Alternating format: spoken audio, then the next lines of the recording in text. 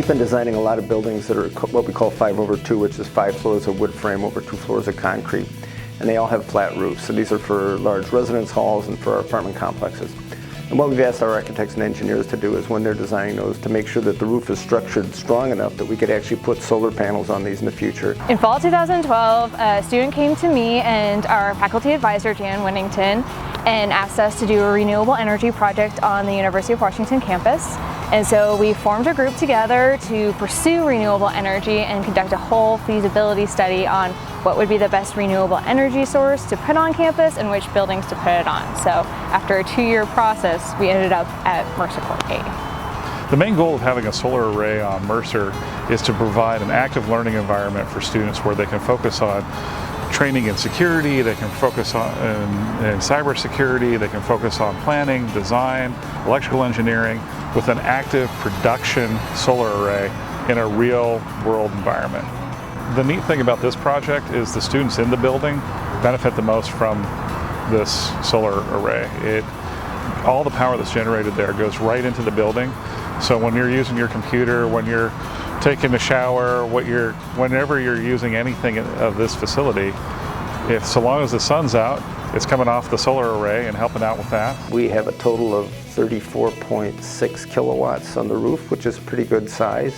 It's probably the equivalent of 2 to 3 households of energy. One of the things that really makes this facility really cool is it's designed to be sustainable in everything that they do around here. And as a community and as a showcase for it, that's why this was great that we were able to work with HFS and put this solar array on top of this particular building. We decided to make this as simple as possible. The students were the ones who actually wrote the specification. They actually were the ones who selected the vendor. After we wrote the specifications, we did an RFP process.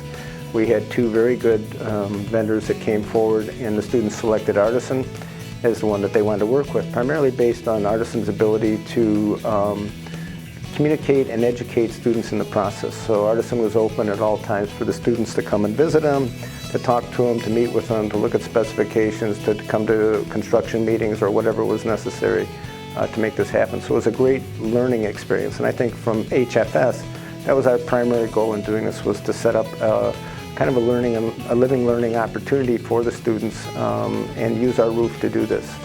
Yes, I think that going forward, HFS is going to be working with students even more on the sustainability area. This was the first of many opportunities here, especially when you look at their focus on sustainability and the design of all the new facilities that they're working on and their commitment to supporting the UW mission of sustainability. HFS has always been a partner with students, and it's core to what they do. I think that this is just a new area that they can work together with, and there will be a lot more opportunities going forward.